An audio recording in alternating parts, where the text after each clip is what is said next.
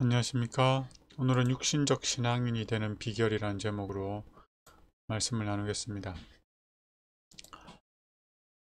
로마서 8장 9절에 하나님의 영이 없으면 그리스도의 사람이 아니라고 말하고 있습니다.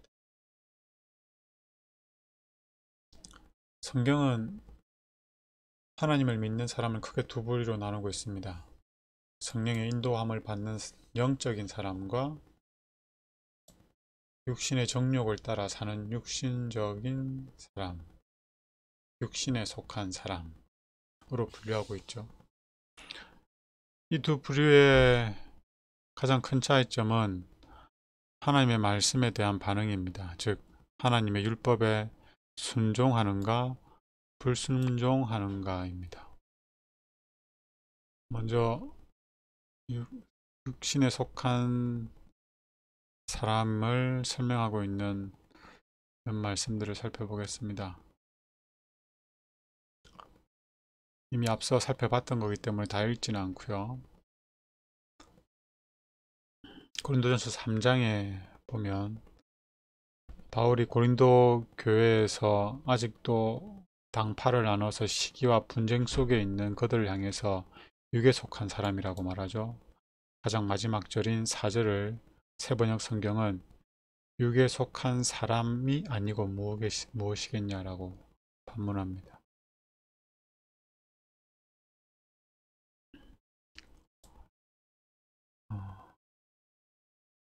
고린도전서 2장 14절에도 육에 속한 사람에 대해서 설명을 하고 있죠. 이들은 성령의 일을 받지를 않습니다. 왜냐하면 그게 어리석게 보이기 때문이죠. 성령의 일은, 영적인 일은 육에 속한 사람은 분별할 수가 없습니다. 가치 있게 보지를 않는 거죠. 그래서 성령에 속한 사람의 삶과 육에 속한 사람의 삶은 완전 다른 삶이죠.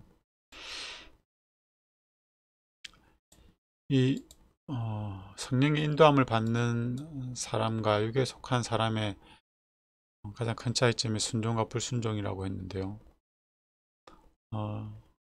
영에 속한 사람들은 이 성령의 능력을 통하여 순종하는 삶을 살 수 있게 되고, 육신에 속한 사람은 하나님의 계명을 순종할 수 있는 능력이 없습니다. 즉 사랑이 없습니다. 그래서 순종할 수가 없는 거죠. 이 사람들을 향해서 예수님이 뭐라고 하셨습니까?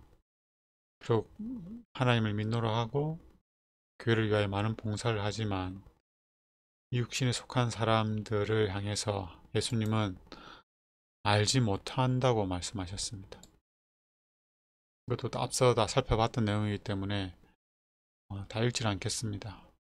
예수님과 함께 교제하며 예수님에게 배웠던 사람들이죠.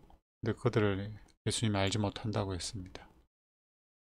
그리고 이들은 예수님의 이름으로 많은 봉사와 헌신을 했던 사람들입니다.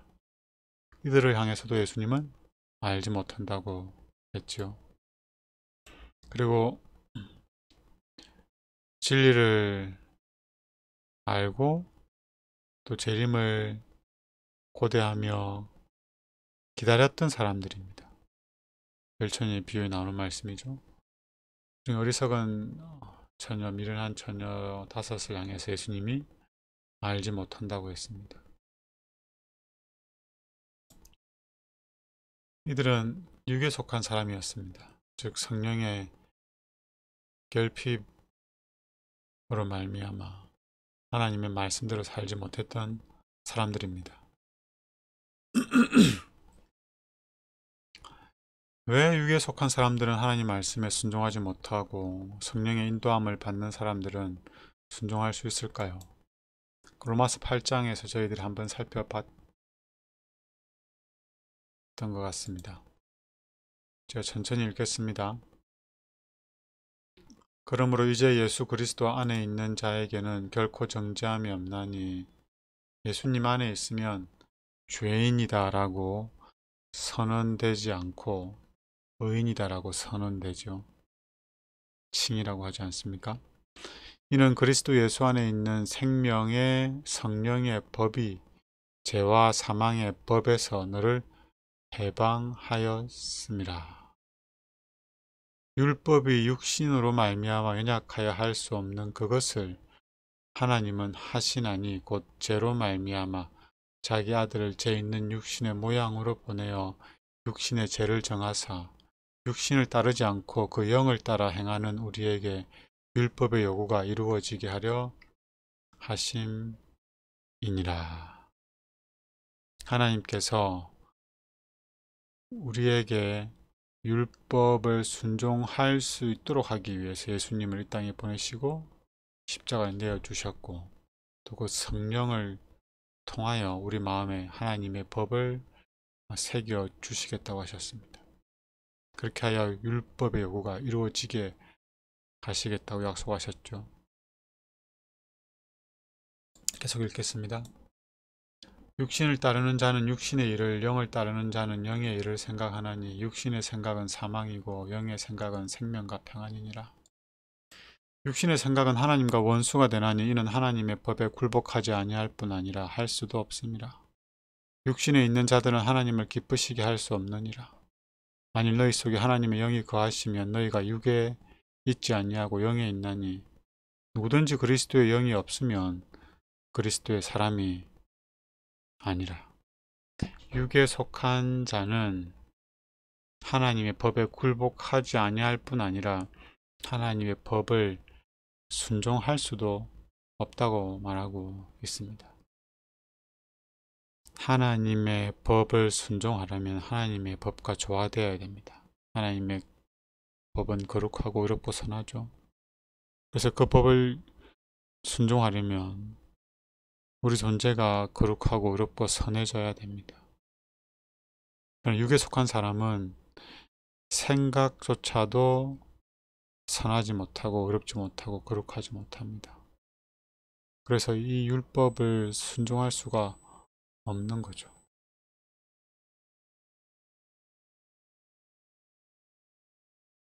바울은 고린도전서 12장에서 성령의 여러 은사에 대해서 설명을 합니다. 하나님께서 교회를 위하여 여러 선물들을 주셨다고 말하죠. 그리고는 바울은 더 큰 은사를 구하라고 합니다. 그게 뭡니까? 고린도전서 13장에 나오는 사랑입니다. 사랑. 성령이 우리에게 사랑을 허락합니다. 로마서 5장 5절에는 성령으로 말미암아 하나님의 사랑이 우리 마음에 부음받았다고 합니다. 우리는 예수님을 믿음으로 죄사함을 받고 성령의 능력으로 거듭나고 순종하며 사랑하는 삶을 살 수 있게 됩니다. 반면에 우리가 성령을 힘입지 않으면, 성령의 인도함을 받지 않으면 하나님의 말씀에 순종할 수도 없고 예수님과 같은 사랑을 할 수도 없습니다.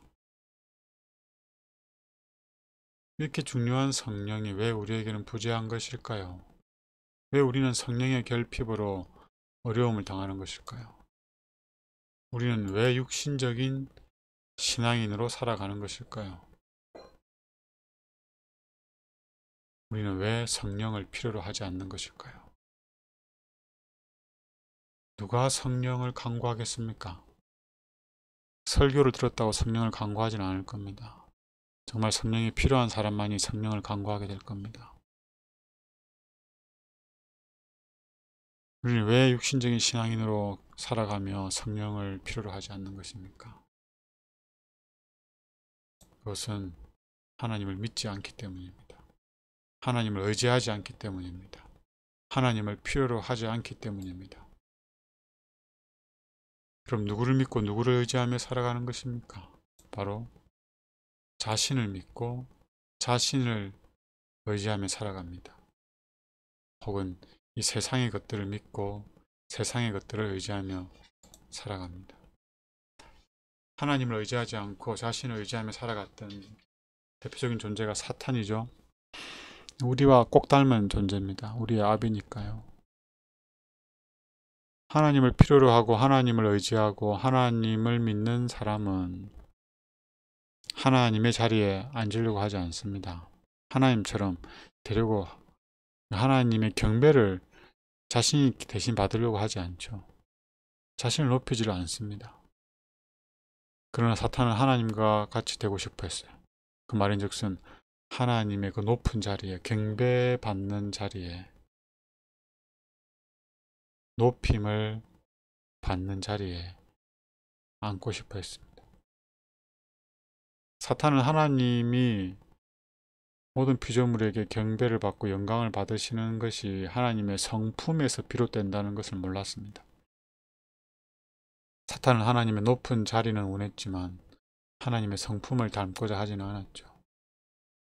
그래서 하나님에 이르기까지, 아니 하나님의 자리를 넘보기까지 스스로 높고자 했습니다. 교만한 거였죠. 자기 스스로 자신의 삶을 살아보려고 했던 겁니다. 하나님을 더 이상 필요로 하지도 않았고, 그래서 하나님을 의지하지도 않았죠. 하나님을 경쟁의 상대로 본 겁니다. 아담과 하와가 선악과를 알게 하는 열매를 따먹은 것도 다른 게 아닙니다. 동일한 이유입니다. 하나님을 믿고 의지하지 않았기 때문이죠. 자신의 생각을 쫓고 자신의 정욕을 쫓아서 살기로 선택했기 때문에 아담과 하와는 하나님 말씀에 불순종하여 선악을 알게 하는 열매를 따먹은 겁니다. 가인도 마찬가지예요. 가인은 자신이 죄인임을 인정하지 않았습니다. 그러니까 자신을 구원해줄, 죄에서 구원해줄 구주가 하나님이 필요하지 않았어요. 피로 드리는 제사를 드릴 필요가 없었습니다. 그렇게 자신을 의지하던 가인은 자연스럽게 하나님 말씀에 불순종하게 되고, 더 나아가 동생 아벨을 죽이는 끔찍한 죄를 범하게 됩니다. 이스라엘 민족도 마찬가지입니다. 이스라엘 민족이 하나님을 믿노라 공언했고 하나님의 백성이라고 자부했지만 그들은 하나님을 알지도 못했고 하나님을 믿고 의지하지도 않았습니다. 그 결과 자연스럽게 불순종의 삶을 살게 되죠. 유대인들이 가진 의는, 그럼에도 불구하고 유대인들은 하나님의 말씀에 순종하지 않았음에도 불구하고 유대인은 끊임없이 순종하려고 노력했어요. 이게 모순입니다. 하나님 말씀에 불순종하는 순종을 한 거예요. 불순종이 자신들은 순종으로 여긴 겁니다. 이게 바리새인의 의라고 그래요. 유대인들이 가진 이 의는 자기 자신으로 말미암은 의였습니다. 자기가 뭘 하고 뭘 하지 않음으로 만들어낸 거죠. 그러나 성경은 우리가 만들어낸 의를 아무짝에 쓸모없는 것이라고 말합니다. 그래도 우리는 다 부정한 자 같아서 우리의 의는 다 더러운 옷 같고 잎사귀 같아서 금방 시들어 버리는 거예요. 우리가 만들어 놓은 의는 하루를 못 넘깁니다. 우리가 오늘 노력해가지고 봉사를 하고 좋은 일을 하고 희생을 해도 다음날 누가 내가 했던 그 봉사와 희생을 무시하고 깎아내리고 모함하면 우리 마음이 어떻습니까? 우리 감정이 어떻게 되죠? 네. 우리가 만들어 놓은 의는 그냥 하루를 못 넘깁니다. 우리는 스스로 선한 일을 할 수가 없어요. 예레미야 13장 23절에 보면 흑인이 그 피부를 하얗게 변할 수 있습니까? 표범이 그 반점을 없앨 수 있나요? 그게 가능하면 악에 익숙한 너희도 선을 행할 수 있겠다고 하셨습니다. 흑인이 피부를 표범이 그 반점을 변하게 못하듯이 악에 익숙한 우리도 선을 못합니다. 근데 우리는 끊임없이 우리의 노력과 능력으로 선을 행하려고 하지는 않습니까? 바리새인들이 그랬어요.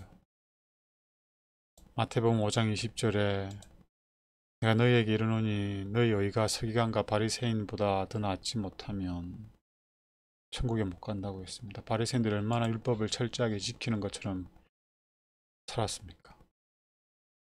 엄격하게, 철저하게 그렇게 지켰는데도 불구하고 그것으로는 천국에 들어가지 못한다고 말합니다.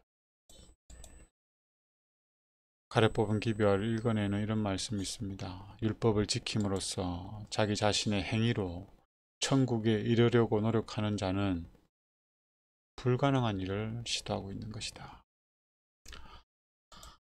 랍비들은 시대 소망이 있는 말씀입니다. 랍비들이 이제 율법을 지켜서 천국에 가려고 했죠. 랍비들은 저희의 의가 하늘에 들어가는 통행권이라 생각하였다.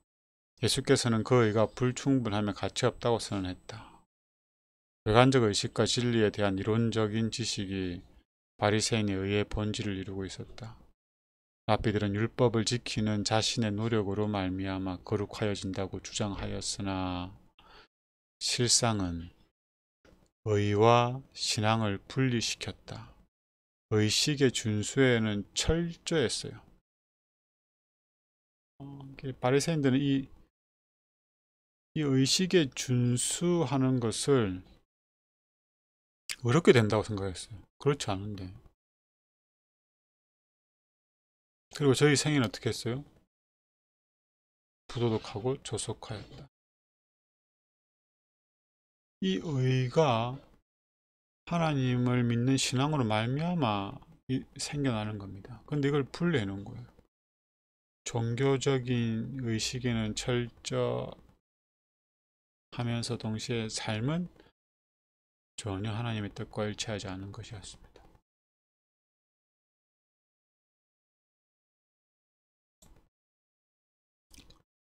바리새인뿐만 아니라 재림 교인들은 대부분 자신의 행위로 구원을 얻고자 노력하며 살아가고 있는 건지도 모릅니다. 왜냐하면 교회 안에서 율법을 강조하기 때문에 율법을 지키려고 노력하는 거니까요. 자신의 힘과 능력으로 노력으로 율법을 지키려고 하는 겁니다. 고된 신앙이죠. 힘든 신앙입니다.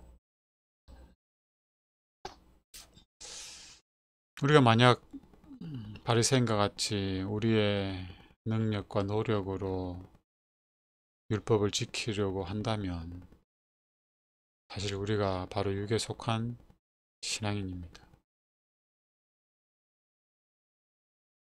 육에 속한 신앙인의 특징은 열심히 산다는 겁니다. 자신의 힘과 노력으로 말이죠. 신앙생활도 열심히 합니다. 자신의 힘과 노력으로. 그래서 의식 준수에는 철저하죠. 그러나 삶은 신앙과 별개로 생각하고 살아가고 있는지도 모릅니다. 이렇게 자신의 노력으로 자신의 힘으로 살고 신앙을 하면 자신이 만들어 놓은 의밖에 없습니다. 이 의는 내가 만든 의죠. 이 의는 나를 겸손하게 만들거나 온유하게 만들지 못해요. 교만하게 만들고 이기적으로 만들고 자존심이 더 세게 만들어 버립니다. 이런 의를 많이 만들면 만들수록. 니고데모 아시죠? 이런 의로 충만했던 사람입니다. 예수님이 당신 거듭나지 않으면 천국 못 갑니다 하니까 어떻게 했어요? 마음이 확 상해가지고 예수님한테 내가 어머니 배에 다시 들어가야 됩니까? 라고 비꼬았죠.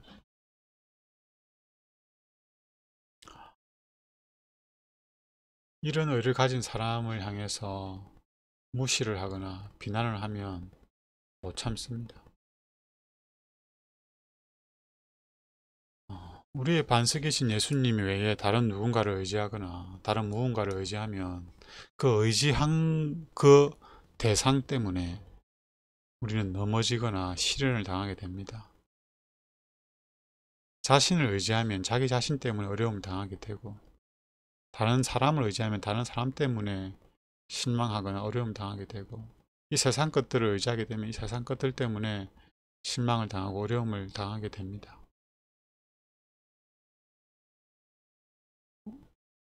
나와 같은 사람 혹은 이 세상 것들은 선하지 못합니다. 그리고 유한합니다. 한계가 있다는 거예요. 이스라엘 백성들이 이러한 신앙을 했습니다. 하나님을 의지하지 않고 눈에 보이는 사람을 의지하려고 했고, 하나님을 의지하지 않고 눈에 보이는 신을 섬기는 이방 나라처럼 살려고 노력했어요. 그래서 자신들도 이방 나라처럼 왕을 갖고자 했습니다.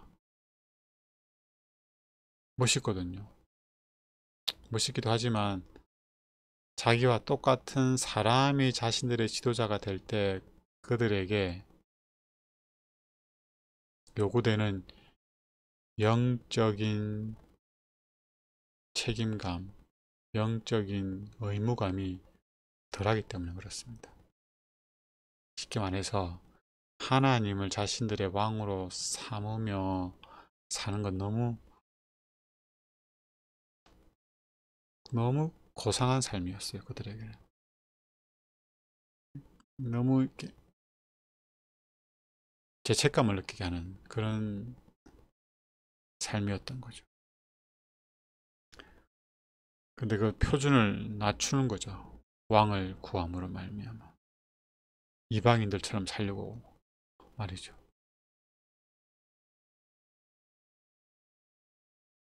이스라엘 백성은 하나님이라는 만왕의 왕이 계심에도 불구하고 사람 왕을 원하고 또 구하게 됩니다. 이스라엘 백성은 자원해서 하나님을 섬기는 게 아니라 사람을 섬기게 됩니다. 흥미롭죠? 자신들과 똑같은 사람을 하나님 섬기기로 한 겁니다.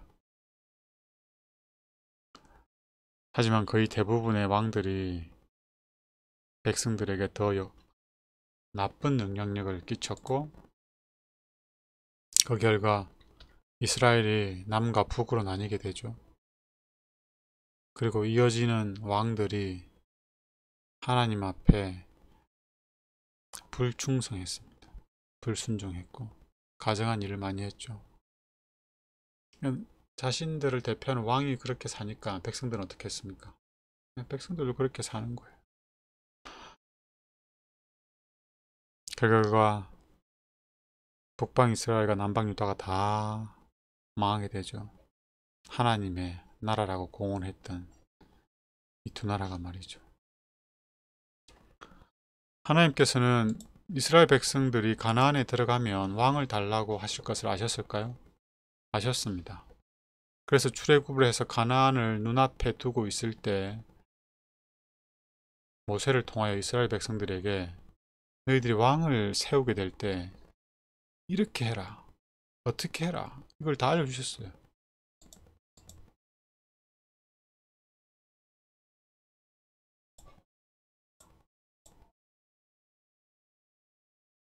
요한복음 신명기 17장에 있는 말씀입니다.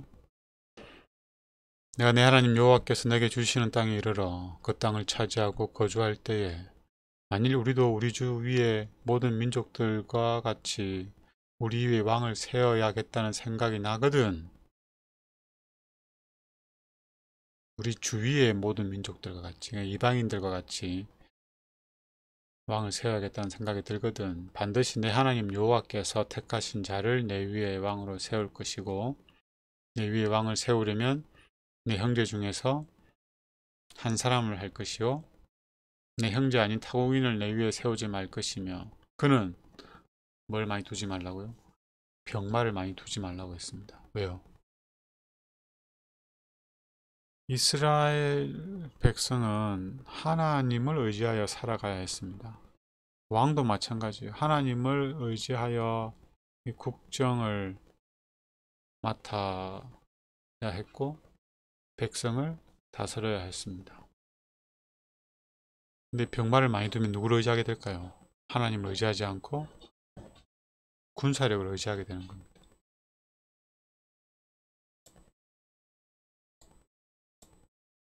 그리고 아내도 많이 두지 말라고 그랬어요. 그들이 왕의 마음을 하나님으로부터 떠나게 만들 것이기 때문입니다. 은금도 많이 쌓지 말라고 했습니다. 그것이 하나님으로부터 그들의 마음을 돌이킬 것이기 때문입니다. 그가 왕위에 오르거든 율법서의 등사본을 레위 사람 제사장 앞에서 책에 기록하여서 평생에 자기 옆에 두고 읽어 그의 하나님 여호와 경외하기를 배우며 이 율법의 모든 말과 이 규례를 지켜 행할지라. 왕이 세움을 받으면 하지 말 것과 할 것을 분명히 알려주셨죠. 하나님을 의지하지 않고 자신을 의지하거나 이 세상 것을 의지하게 될 것들을 하지 말라고 했습니다. 그리고 하나님의 말씀을 읽으며 배우며 연구하여서 하나님 경외하기를 계속 하도록 했습니다. 그리고 그 말씀에 순종하도록 명령하셨습니다. 그렇게 되면 어떻게 된다고요? 그의 마음이 그의 형제 위에 교만하지 아니하고 내가 왕인데 이렇게 생각 안 하는 거예요.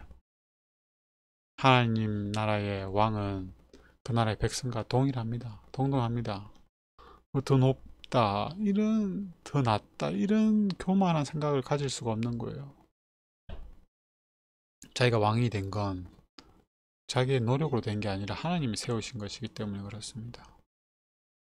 근데 그런 마음이 들까봐, 교만해질까봐 하나님께서 하지 말아야 될 것들을 미리 알려주신 거죠. 그리하면 그들이 교만하지 아니하고 하나님을 의지하며 왕으로서의 책임을 다하게 될 것이라고 말씀하셨습니다. 그러나 이스라엘 왕들이 그렇게 하지 않았죠. 거의 대부분의 왕들이 병마를 많이 다 소유하려고 했습니다. 애굽에 가서 사오고 그랬죠. 그들은 하나님을 의지해야 됐는데 애굽을 의지했습니다.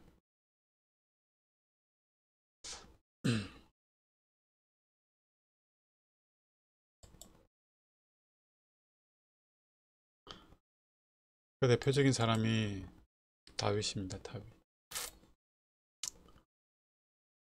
하나님을 믿고 의지하는 사람들 중에서 넘어진 경험이 있는 사람들이 많이 있죠.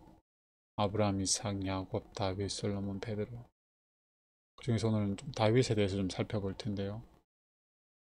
다윗의 실수가 우리에게 귀한 교훈이 되면 좋겠습니다.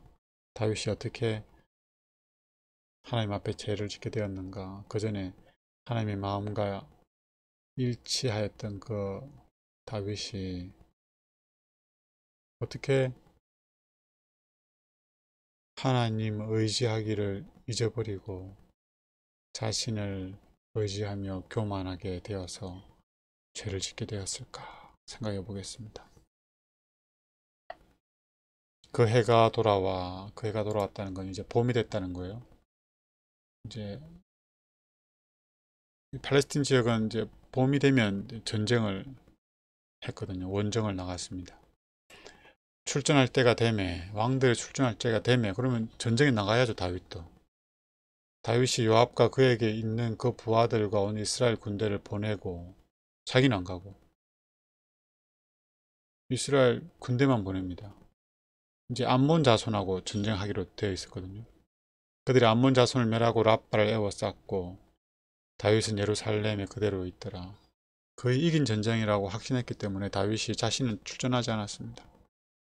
자신은 예루살렘에 그대로 있었죠. 왕의 특권의식 아닙니까? 내가 왕인데 그 형제들 위에 자리하게 된 거죠. 교만해진 겁니다.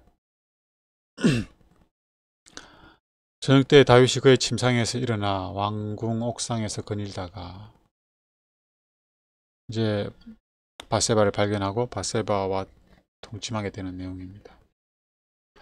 다윗은 어떻게 하나님과 합한 마음을 잃어버리고 자신의 육신의 정욕을 쫓아 하나님 앞에 죄를 짓게 되었을까요? 다윗은 우리아의 아내와 함께 간음했을 뿐만 아니라 우리아를 죽이도록 살인 교사를 하게 됩니다. 청부 살인 비슷한 거죠. 다윗이 죽인 겁니다. 근데 더 놀라운 건 다윗이 그렇게 죄를 짓고 나서도 회개를 하지 않았다는 겁니다. 하나님이 나단이라는 선지자를 보내서 다윗의 죄를 깨닫게 하고 책망하신 후에 비로소 다윗이 회개를 하게 되죠. 다윗이 어떻게 하나님 앞에 이렇게 죄를 짓게 되었는가? 부조와 선지자 이렇게 말합니다. 다윗에게 범죄할 수 있는 길을 열어준 것은 자신을 의뢰하는 정신과 자기를 높이는 정신이었다. 다윗이 누구를 의지해야 했습니까? 하나님이죠. 그러나 그리하지 못했습니다. 다윗은 승리의 성과와 그의 지혜롭고 유능한 통치에 대한 존경에 둘러싸여 있었다. 사람들이 사울과 비교해서 다윗이 더 대단하다고 막 노래를 부르지 않았습니까? 유혹하는 자가 다윗의 마음을 점령할 기회를 포착한 것은 그가 안일하고 방심하고 있던 때였다. 전쟁에 나가야 되는데 전쟁에 안 나가고 맞죠? 한가로이 옥상을 거닐고 있는 겁니다. 하나님께서 다윗을 취하여 당신과 매우 밀접한 교제를 하게 하시고 그에게 그처럼 큰 은총을 나타내셨다는 사실이 그의 품성을 흠없이 보존해야 할 가장 큰 동기가 되어야 하였다. 다윗이 하나님 말씀에 순종하고 하나님의 그 아름다운 품성을 계속 지켜야 될 이유가 무엇이었습니까? 하나님과 가까이 교제한 것과 하나님 자신에게 그 누구보다도 더 큰 은총을 내려주신 것과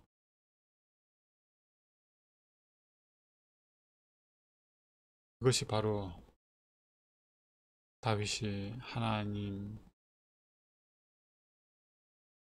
말씀에 순종해야 할 가장 큰 동기가 되어야 했습니다. 그러나 그것이 오히려 다윗을 알고 거만하게 만들었죠. 아니, 그것이 아니죠. 다윗이 그렇게 한 겁니다. 다윗은 안일과 스스로 안심하는 상태에 빠져서 하나님 의지하기를 잊어버렸습니다. 더욱더 하나님을 가까이 하고 하나님을 닮아가기 위하여 하나님을 의지해야 하는 것이 맞는데 옳은데 다윗은 하나님이 주신 축복을 잘못 사용하여서 교만에 빠지고 하나님 의지하기를 잊어버리게 됩니다. 그 결과 하나님 앞에 끔찍한 죄를 범하게 되지요. 사실 우리 모두가 다윗과 다르지 않습니다. 우리도 하나님을 떠나면 하나님 의지하지 않으면 교만해져서 하나님 앞에 범죄하게 되어 있습니다. 하나님 앞엔 마땅히 나타낼 품성을 나타내지 않고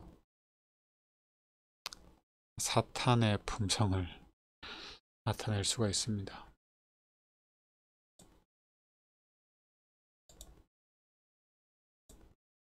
한 말씀만 더 보겠습니다. 우리가 우리 자신의 힘으로는 싸움을 계속하기는 불가능하다. 우리의 마음을 하나님께로부터 떠나게 하고 우리로 자고하게 하거나 자신을 의지하게 하는 것은 무엇이든지 분명히 우리를 넘어지게 하는 길을 예비하는 것이다. 성경의 취지는 인간의 능력을 의지하지 않도록 가르치는 동시에 하나님의 능력을 의지하도록 격려하는 것이다. 우리가 왜 육신에 속한 신앙인으로 살아가고 있습니까? 왜 성령이 결핍된 삶을 살고 있을까요? 왜 우리는 성령을 간구하지 않을까요? 왜냐하면 우리가 얼마나 연약하고 무지하고 악한지를 잊어버리기 때문에 그렇습니다. 우리의 무지와 연약함을 우리가 늘 깨닫고 인정해야 됩니다. 그래야 비로소 우리는 하나님의 필요를 느끼게 돼요. 하나님의 필요를 느껴야만 비로소 우리는 성령을 간구하며 하나님을 의지하게 됩니다. 우리로 하여금 하나님을 의지하지 못하도록 하는 것들, 우리로 하여금 만족스럽게 하는 것들, 우리로 하여금 자고하게 하는 것, 교만하게 만드는 것들, 자랑하게 하는 것들, 그것이 있다면 멀리 해야 됩니다. 멀리. 그리고 늘 성경 말씀을 가까이 하여서 하나님과 교통하는 시간을 지킴으로 우리의 젬된 상태를 늘 깨닫고 인지하고 인정할 수 있어야 됩니다. 그리고 하나님의 필요를 느끼고 하나님을 의지하며 성령을 간구해야 합니다. 그렇게 될 때 비로소 우리는 육신적인 신앙인이 아닌 영적인 사람으로 거듭날 수가 있습니다. 이 안식일도 우리의 마음이 하나님 편에 있어서 하나님을 믿고 의지하고 성령을 구하는 귀한 날이 되면 좋겠습니다. 기도하겠습니다. 하나님, 다윗이라 할지라도, 아니 가장 완전하게 창조된 사탄이라 할지라도 하나님 의지하기를 잊어버리고 자신을 높이게 될 때 하나님 앞에 반역하고 불순종하고 끔찍한 죄를 짓게 된다는 걸 알게 되었습니다. 하나님, 끊임없이 우리의 연약함과 무지함과 부족함을 깨닫게 하여 주시옵소서. 그리하여 늘 하나님을 필요로 하고 하나님을 의지하게 하옵소서. 하나님이 필요하기 때문에 성령을 간구하지 않을 수 없는 심령이 되게 하여 주시옵소서. 우리의 기도에 응답하셔서 우리가 성령의 인도함을 받는 성령의 사람 되게 하여 주시옵소서. 그래야 우리 곁에 있는 사람들을 사랑하고 하나님의 모든 말씀에 순종하는 주의 백성들 되게 하여 주시옵소서. 예수님 이름으로 기도드립니다. 아멘.